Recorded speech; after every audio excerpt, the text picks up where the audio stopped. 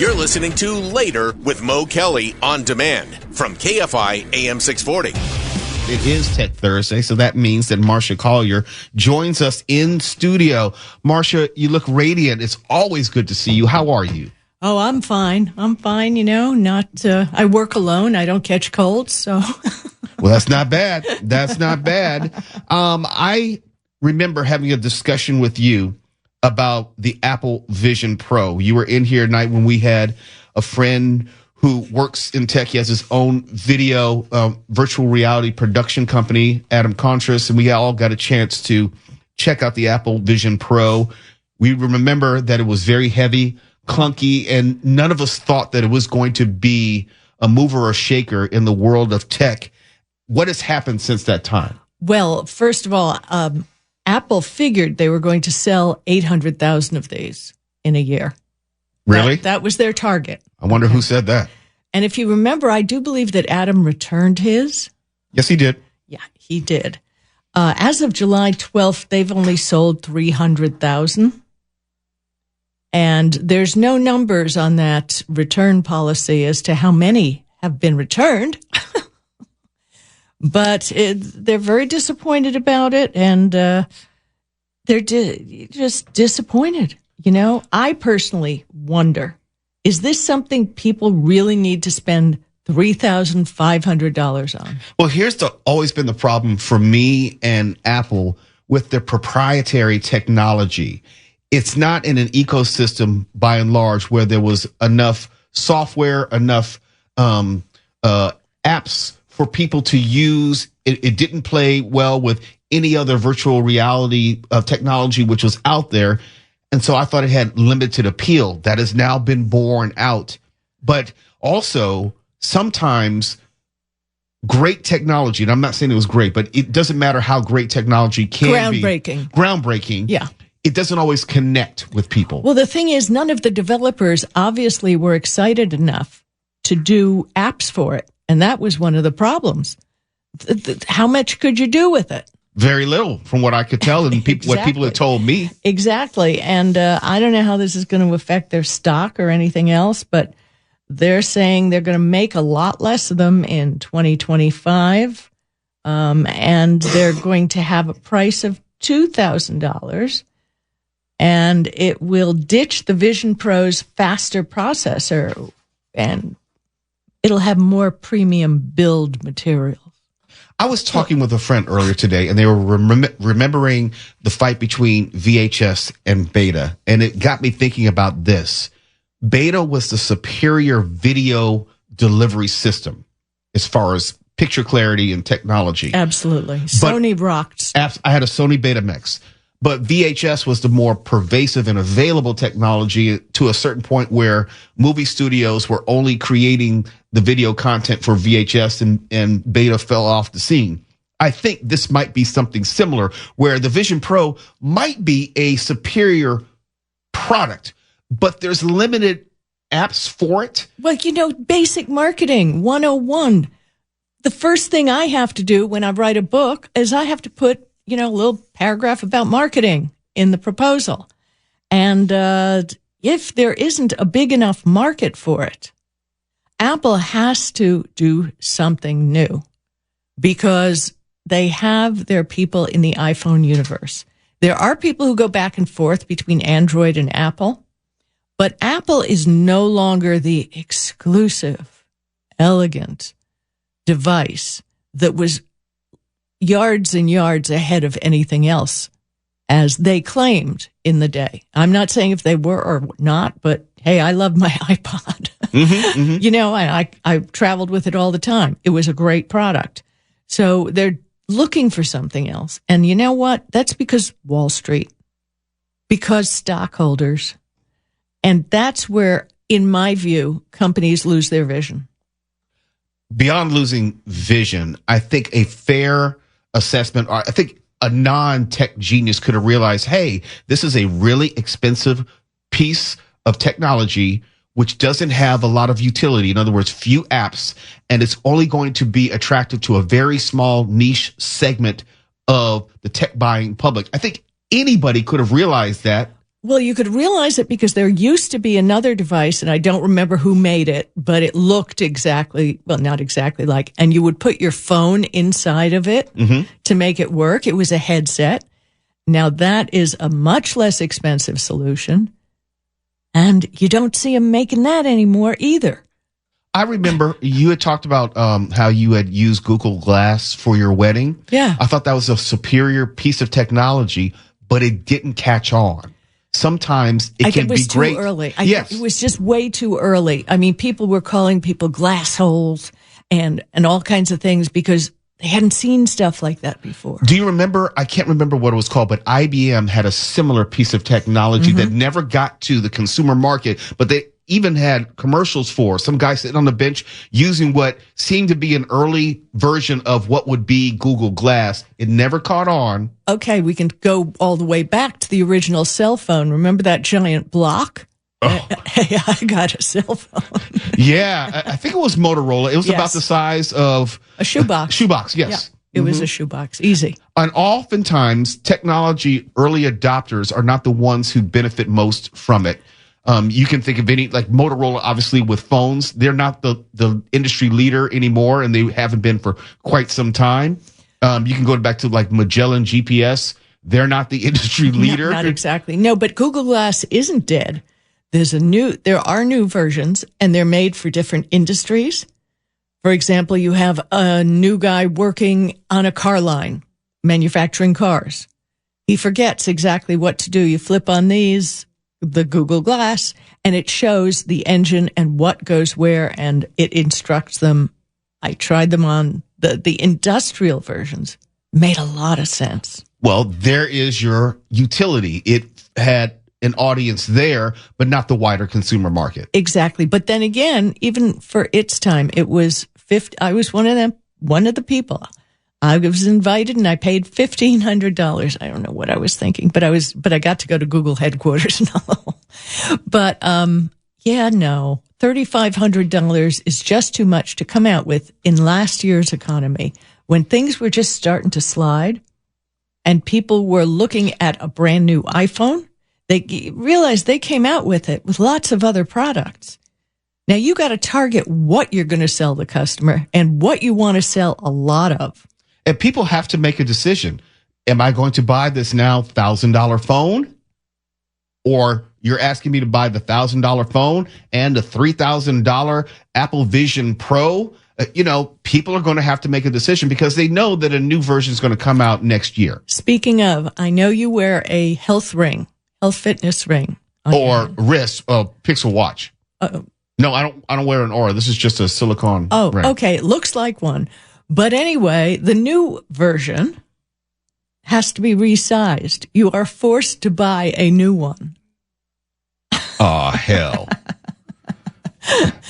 They're not cheap to begin with. Right, exactly. They're $400. I believe the Aura also has a subscription you have to pay for. Okay. When I go to That's CES this year, I promise you I'm going to look deep into that stuff so we can figure that out. Speaking of subscriptions, when we come back on the other side, let's talk about Microsoft Office. It used to be the thing that everyone had to have, but now there's so many alternatives, free alternatives. Right. It makes you wonder whether Microsoft Office is still a requirement. Don't tell me now. I won't. We're going to talk about that when we get back. It's Later with Mo Kelly. Marsha Collier joins me in studio. You're listening to Later with Mo Kelly on demand from KFI AM 640. KFI Mo Kelly. We're live everywhere on the iHeartRadio app on this Tech Thursday. Marsha Collier continues to join me in studio. Marsha, I'm a guy who grew up on IBM machines. I say that to say Microsoft Office was inextricably linked to everything I had to do, from Excel, Word, whatever. You needed Microsoft Office back in the day. Now there are free alternatives which do just about everything that Microsoft Office does. You can get on Google Drive and use the Google Docs. It does just about everything. Where is Microsoft Office in today's world? Well, in my opinion, let's talk about this. Each company has to make their decisions to their standard. You can't have half your people using Microsoft and half your people using Google Docs. Right. Okay. You can't do that. So you've got to make a standard for your company. Now, it is easier to share online, Google Docs, with other people and have them collaborate with you. But think about if you're using confidential information, maybe you don't want it online or you don't want it in the cloud. I mean, think about that. All these breaches we talk about and all that. The minute you open your information up to the cloud, it could be open season. So I personally happen to be a fan of having a software on my computer.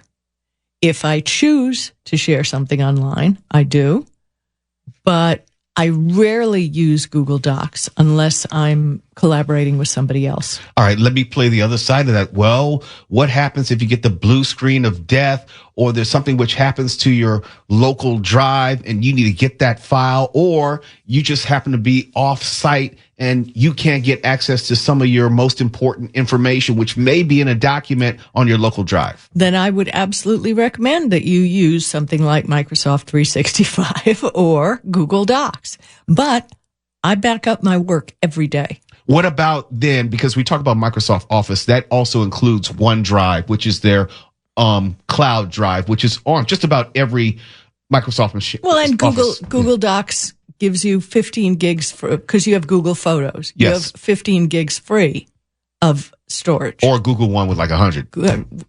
Whatever. I pay $29.99 or something a year for a whole bunch that I'll never use. But the point is, there is one other thing that Microsoft Office has that a lot of people think is superior to anything, and that is Outlook. Ah, yes. Outlook is an excellent file box. I mean, I dropped Outlook because I was sick of storing all that email. I just hate the web version of Outlook because it is that I don't. It has the two-factor authentication. It takes more than a quick moment to log into Outlook from the web browser. Now, if you have the desktop version of it, okay, it's fine. It's perfect. It's beautiful. Just like my home machine. I got that on my home studio machine, which makes it very easy to interface with the job. Right. But if I'm trying to log in on some other apparatus, device, it takes a while. It takes a while, but it is a preferred thing that a lot of people want to do. And you talk about accessing things from other places. You really tell me a spreadsheet? You really going to read that on your phone? Sometimes I don't have the option. I mean, honestly, I don't have the luxury. For example, if there is a spreadsheet I need to read in those rare instances, it's not going to wait until I get home at night. So it's going to be on my laptop or tablet or my phone. I can't necessarily see it all. Right. On your laptop's fine. That's a big screen. I'm talking about a 6-inch phone. No, probably not. But if it has just some basic information. Okay. Basic information. Like, I'll give you a perfect example. I'll do it when I'm creating my invoices for my television appearances, and I'm sending in my invoice to X, Y, or Z, and that's done on Google Sheets, which is their Excel file. Mm-hmm. Absolutely. That's easy to do. But it's not a complex spreadsheet. I mean, no, it isn't. I mean, there are books written about how to use Excel. That is a massive program. And my wife is very good at it, and I don't need those complex. Great at it. Yeah, I don't need the complex formulas. I just need the sum. Okay, just tally up this. Yeah, right. You this just column. Hit sum. That's what I do. That's all I want. Or sum from B12 to B24. That's all I need. Simple. Simple. That's all I need. Which is why I use an old version of Microsoft Office. I have bought one for every computer, a single use home edition. Like a single license. Yeah, a single license. It's all legit. I mean, like, I'm into 2019. You know why? Because I don't need any of those extra bells and whistles. I'm with you on that. It's always there. I can, with the new things on Android to a PC, I can access data, share data through my Google Drive. Yeah, look, they can save it in any file format you need. If it's rich text or a doc or a PDF, that's all I need for the most part. But if you've ever had a deadline, an absolute deadline, and had a power outage, and your computer reboots, You talked about the blue screen of death. I've only seen those 3 times in my life. And I was on the original IBM PC like you. Mm-hmm. So they're pretty rare. They're rare, but also, since we're making this comparison, and I know you know this, but I know for someone who might be thinking, right. Hey, I can access my documents, Google documents offline. I can just make it where it's available offline in the event that I lose my internet access. That's what I'm saying. It all depends what you want to do, what you're comfortable with. You're comfortable with an iPhone. You're comfortable with an Android. There's your choice. It's the same choice. Yeah. For me, it's the ecosystem where I know that everything is the same and it's all under the same umbrella. And that's what Apple people say. They like their ecosystem. And their ecosystem has never played nice with Android. Never. The new intro of RCS, which is a special messaging service that has come with the new software for iPhones, ain't working so good. For those who don't know, let's say one of your friends in a text group has an Android and everyone else has an iPhone. You will notice that the Android person has the green bubble. And if you're trying to share videos, it'll come in pixelated. They deliberately pixelate them. Right. That's the way it is. But the thing is, like when you heart somebody else's thing or you thumbs up somebody else's text, it's a pleasant experience on the Android side who uses pure RCS. And RCS is an open system. They have offered it to Apple, and Apple says they are incorporating it.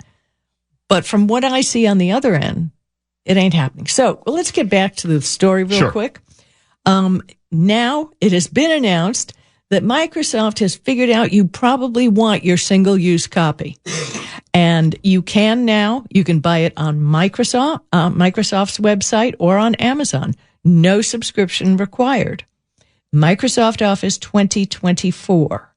And that's meant for private users and or students. Costs $149.99. That's reasonable. Can be installed on a single Windows PC or Mac computer. Not a problem. It, has everything you want except Outlook, which is just fine with me because basically all I use. I mean, I think I've used PowerPoint 3 times in my life. But also there are Outlook alternatives out there which work just fine because I use them. I use Gmail. So hello. Yeah.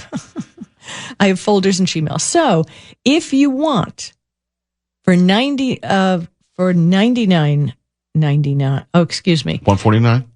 $149. No, what I was going to say is Microsoft 365. You can get for $9.99 up to 6 installs. As in $999. No, $99.99. $99.99. Okay. Lots of nines. I know. I just want to be clear. Okay. Yeah, $99.99. You can get up to 6 installs of Microsoft Office 365, which you'll have to pay again in another year and another year. So it's subscription based. It's subscription based, but it will update all by itself. You don't have to worry about buying a new version or anything. But the version of Microsoft Office that you get Outlook with is $149.99. I love the 99, don't you? Just like a gas station, 99 and 9/10. But it's refreshing on one hand that you get something which is not subscription based in this world of everything has to be a subscription, but you can see everything is moving in that direction. Yeah, I think, moving back here, it's $249.99 and can be installed on a single Windows PC. So that's a little bit more. It's still more pricey. But that Outlook is a real hook to people. That is something that people really want. I like my single install, and what I really recommend you do, if you don't use all the fancy stuff, because Microsoft Office is a great product, either try Google Docs or go onto Amazon or eBay and get a sealed version of a 2019. It's going to be so much cheaper. It's going to be way under $100. Or if you're like me, just get a free copy of GIMP, but that's just me. Yeah, there's that too. Okay, I try not to be technical. Mo, I love talking tech with you every week. I love having you in the studio every single week. And are you coming to the party next week? I am.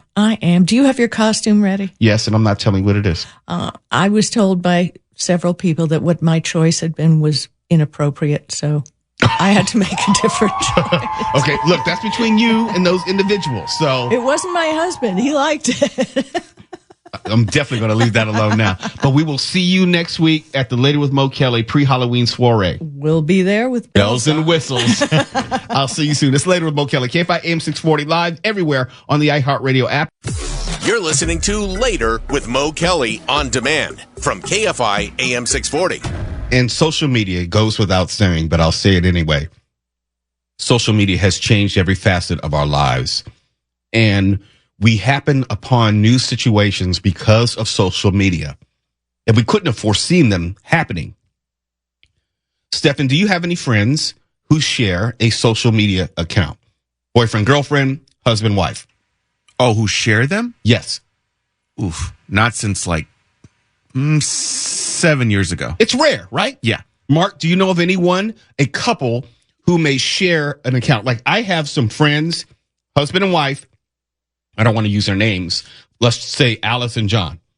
They have their accounts. They're Alice and John on Facebook and Alice and John on Instagram and Alice and John on Twitter and Threads. And it's weird to me. They do it as a symbol of their unity and they have no secrets between each other. I hope Alice and John have separate lawyers. And that's the point that I'm coming to next. Because what happens if you have an account, a dual account, and it has 4 million followers, which means you're monetizing it. And there's probably some decent money flowing through it.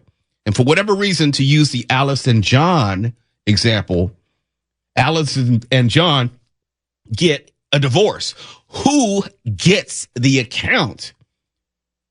And the 4 million followers, which you've been monetizing for however long.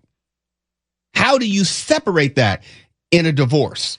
And that's the story when I talk about Kat and Mike Stickler. They filed for divorce, and the lawyers realized this problem. One of the biggest assets for the couple was Mike and Kat, K-A-T, a channel on TikTok and YouTube in which they shared their lives with, get it, 4 million followers. And the judge and the lawyers didn't know how to split that because it is an actual asset. Social media was paying a lot of their bills, and they are influencers. And the lawyers were trying to figure out not only a dollar amount as to the worth of their TikTok account, but how do you divvy it up when you're separating, parsing assets, especially if it's not an amicable divorce where you want to have that money. Let's say you're mad at him or her for cheating, and you say, no, I want the dog, I want the cat, I want the house, and I want the TikTok account. How do you divide it up? So that's how we are, as a country, going to have to struggle with what social media means. How do you evaluate it, and how do you divvy it up if in a situation like this where you have competing interests and you want to be able to take it for yourself? I don't know what the right answer is, and I'm quite sure the lawyers will figure it out along the way, but it gives you a window into how relationships are changing, how valuation of assets are changing. It's different from saying, hey, we have a business, give me 45% of the business or 45% of your pension. That's the way it has been historically. But now when you have social media and the monetary possibilities of social media, it is not easy to get 4 million followers.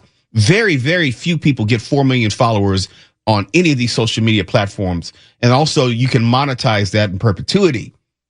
That is something to really fight over. It's more than just a business. That is something, as far as largely passive income, you can use for the rest of your life. And that's what most people aspire to do with social media. Very few are able to do it, but most people are, trying to do that. And that's the other thing too, is let's say you want to just go, okay, you get half, but these are individual followers. So it's like, what if they don't want to follow one or the other. Right. That's more of the problem. Do you split the account and kill off the business, or do you split the revenue going forward? But what does it mean to split the revenue if the business was predicated on your relationship with each other, your marriage, sharing your lives together? I guess the easiest answer would be kill the account, and whatever money is remaining, you just portion that off and, 50-50 or whatever the breakdown is, and you'd have to kill it off. But no one wants to kill the golden goose. But how do you move forward? There is such a thing as too much togetherness.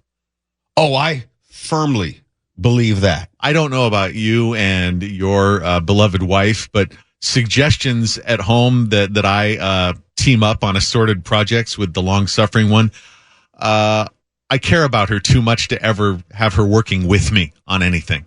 We have a joke, my wife and I. We will never wear the same outfit anywhere. If it looks like just by happenstance, I like we're you in a coordinated.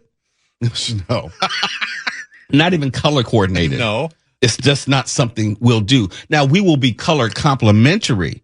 Like if I'm wearing, like at the wedding, she may have something which is brown based and I was wearing blue and brown, but that's about as close as it gets. We're not going to share. We're not going to walk down the street with the same shirt and shorts or something like we're a You're couple. not toddlers going to church. You're No. just but you're matching each other as far as like the look, like you said, complementary. let me tell you, during the brief period I was a bartender in grad school at a big country nightclub, and couples used to come in wearing the matching Western shirts.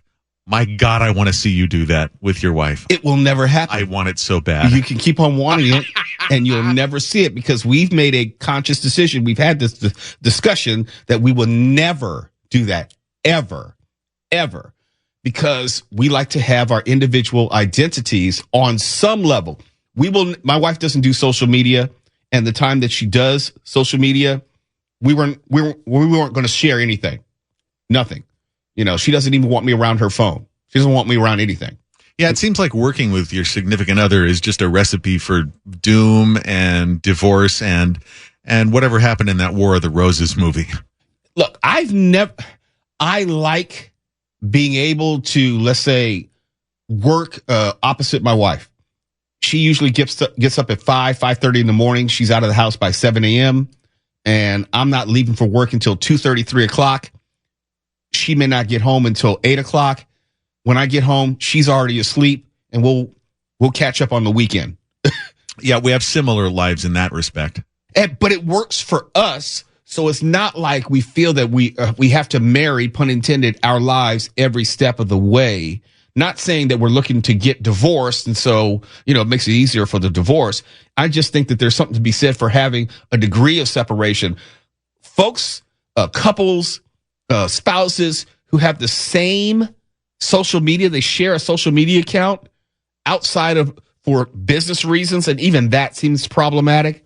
It's just weird to me. It's really, really weird because my friends I was telling you about, what example did I use? Like Alice and John or something like that? Alice and John. Okay. When I would hit them on Facebook, someone would say like "Happy Birthday, Mo" or something in an inbox message. I said, "Is this Alice or John?" I don't know to whom I'm speaking. It's just weird because they both will use it to message people. And I'm like, which one are you? Can I get a hint? Can I buy a vowel? I've never liked that. I've never liked the idea of my friends relinquishing their identity when they hook up with somebody. That seems insane to me. And that's the thing too. Back, like I said, the last time I remember seeing that was honestly right at the end of high school. And that became like a trend for like a minute. And it was like, what kind of, like you said, what kind of individuality do you have if you're just sharing an account with them? And they're not married. They're just a couple. Look, I'm married and I know two flesh become one, all that kind of stuff. I am not sharing social media with my wife. Two flesh become one. What is this, a David Cronenberg movie? What are you? It's biblical, It's part of the. Oh, that. Okay. You heathen. All right. Yeah. Keep up. Yeah, you busted me. It's Later with Mo Kelly, KFI AM 640. We are live everywhere on the iHeartRadio app. You're listening to Later with Mo Kelly on demand from KFI AM 640. Are you ready for the Later with Mo Kelly pre-Halloween soiree, which is coming up in 6 days. 6 days. On the 30th, we will have this big blowout party. And speaking of that, tomorrow will be your last opportunity to win passes to it. Are we clear? Tomorrow is your final opportunity to win passes and be in the house. No, they're not going to be available at KFIAM640.com. No, I'm not going to be able to hit you off if you were to hit me on social media. No, you can't call the station and say, hey, is there any way I can get some of the tickets or passes? The only way, if you hope to go, is to get in the queue tomorrow for Name That Movie Called Classic. In other words, get past to Walla Shark. That is the only way. You can't call us up and say, hey, can you do me a solid? No, we cannot do you a solid. You remember that thing we did for you? You know, don't you owe us? No, we don't owe you. We are not your friends. Not when it comes to this. So tomorrow is your final opportunity to win passes. You're going to meet all the people associated with the show. From Tiffany Hobbs to Claudine Cooper to Marsha Collier to Jackie Ray, everybody who is connected to the show, until some other people who be in the house, probably some KFI personalities you want to get down as well. But the only way you're going to get in is through to Walla Sharp. And speaking of Halloween and costumes, Stefan, have you chosen your costume yet? Or are you going as Stefan? No, I've got mine. I'm not being clever this year. I just wanted to be silly. No, look, I have to be functional and practical. Yeah. I can't be worried about that. And it's like, oh, that's cool, Mo. You all right? You're cool. you're this. No, I was like, I don't have time to think. I'm No. like, you know what? I'm just going to be silly this year. I'm not trying to win the contest. Yeah. I'm not trying to impress anybody. Exactly. I got a show to do. Twala, have you chosen your costume? Oh, yeah, I've already got it. I'm ready. Mark Ronner, what about you? I thought he was coming as a doctor or Darth Vader. Oh, that's so right. he could hide his He's face. coming as an OBGYN. Yeah. Oh, that's right. Yeah, that's right. So he can have a mask on. Yeah. Yep. Okay. Well, since we're talking about costumes, let's talk about, well, there are 25 costumes which are trending on Google, and then we'll tell you about the top 10. But very quickly, according to Google, these are the top costumes. Number 25 is Godzilla. See, that seems like that would be an issue. That would be really cumbersome. That'd be a pain in the ass. Can't go to the bathroom. All that kind of stuff. Can't fit through doorways. Can't sit down. Can't sit down. All that kind of stuff. Nah, but people wear those dinosaur costumes. But still, it just doesn't seem easy. Number 24, Soulja Boy. I have no idea why anyone would want to go as Soulja Boy, but hey, whatever. No, from The Boys. Not the rapper. Oh, well, it's You're spelled the thinking same of the way. rapper. Well, it's spelled the same way as the rapper. I was going to say Soldier Boy's probably It easier to put says together. Soulja Boy. It doesn't say Soldier Boy. Oh, wait a minute. Yeah, Are they it talking It about the literally rapper? says Soldier. Soulja Boy. That That's the rapper. is Yeah. hilarious. I don't know. Okay. Yeah. Number 23, Lydia Dietz from Beetlejuice. Number 22, Peely from Fortnite. 21, Joy from Inside Out. Yeah. 20, Shadow the Hedgehog. 19, Minion. 18, Dune. It's a movie. It's a book. I don't know if it's a character you can dress up as. Number 17, Gambit. That would be a good Halloween costume. That's cool. Yeah. You could do Gambit, Foosh. If I had time. Yeah, you know, that's a lot of work, too. Yeah, it is. Number 16, Delia Dietz from Beetlejuice. 15, Anxiety from Inside Out. Inside Out is going to be very popular this Halloween season.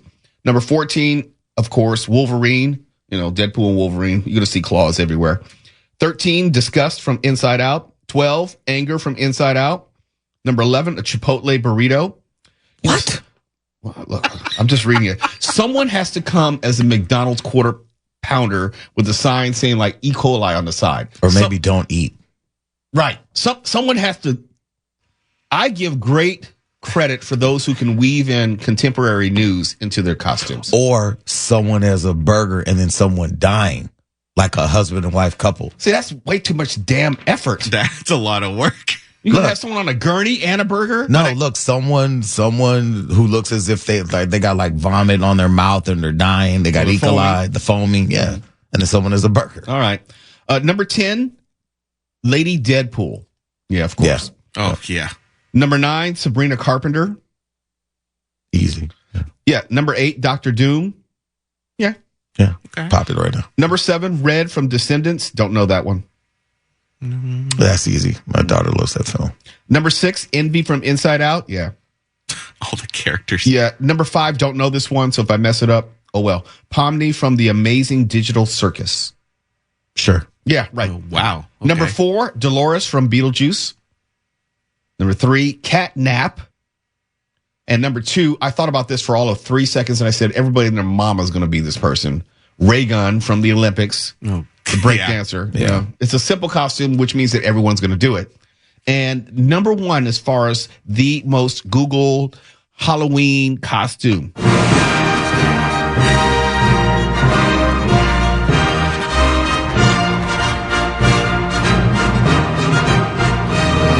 Anyone want to make any guesses? Anyone? Deadpool. Bueller? Deadpool. Yeah, I think that's a great I was going to guess. say Wolverine, so. Yeah, Deadpool, Wolverine, that makes sense. But no, Deadpool is nowhere on the list of top 25. Nowhere on the list. Wow. Shrunken Head Bob from Beetlejuice. That's way too much work. Way too much work. That's way too Way too much work. Now, I can understand why people would want to, but that's not something I would ever pursue. So it's basically between Inside Out and Beetlejuice. Yeah, pretty much. I thought there would be, well, this doesn't confirm anything. Sure. But I thought there would be more Deadpool-esque characters. Yeah, because you could be a bunch of different, Pool, right, all the different Deadpools. Yeah. Nice pool, any pool, yeah. And in the spirit of Mean Girls, how, that's when girls get to dress up however they want. Joy from Inside Out and Lady Deadpool totally makes sense for girls. Yeah. If I didn't have to do a radio show, I would do Blade. But the prosthetics would get in the way. Yeah, That's all. that'd be cool. What prosthetics? Golly, you gotta make it weird every single damn time. What are you fishing for? What prosthetics does Blade have? Okay, I'll play along. His teeth. Oh, the dentures. Oh. What did you think? Never mind. Never mind. Don't ask. We strive for clarity, They call okay? him Blade for another reason. I know. Don't put this on me. You're the one asking the question. I say go as Mopool. I'll go as Headpool. Wait, what? Headpool. That's an actual. Oh, with the floating head. Yes. Yeah. Yes. Yeah, but you can just make up. I mean, like I could be Mark Pool, Foosh Pool. But he's not making it up. That's an actual character, Yeah. Mark. It would be the skull and everything. It's make believe though, right? We can just make stuff up. You can, but there has to be a point of reference. Yeah, people otherwise looking it's at like, it's like a joke no one gets. Tawala Pool. Come on. All 4 of us could wear matching stuff. Why in the hell would we ever do that? Later Pool. You are really digging the bottom for this rim shot. Look at the time. No. We're not going to look at the time. You're I'm going to looking explain at the that. time. Yeah, Tawala's getting ready to die because of his cold. He can't even laugh normally. He's out of air. He's going to suffocate. His death will not be on my conscience. This is on you. No, it's on daylight saving time. Oh. Well, okay. It's later pool. No, don't laugh because that means he has to give him a rim shot. He doesn't deserve one. Those have been devalued anyway. It doesn't make any difference. See? KFI AM 640. We're live everywhere in the iHeartRadio app. What the hell is going on? Well, we're about to tell you. KFI. And KOST HD2. Los Angeles. Orange County. Live